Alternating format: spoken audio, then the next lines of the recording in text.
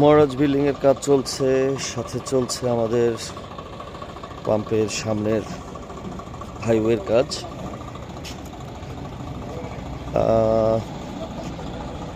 মোটামুটি একটা সাইড হয়ে গেছে ওপাশেরটা। এখন আমাদের পাম্পের দিকের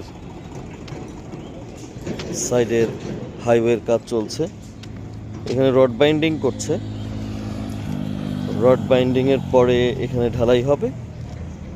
তারপরে মনে হয় এই যে এখানে যে রাস্তাটা এখন দেখা যাচ্ছে, এটা হবে সার্ভিস লেনের কাজ।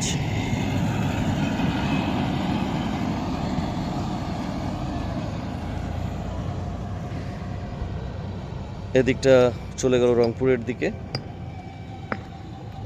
আর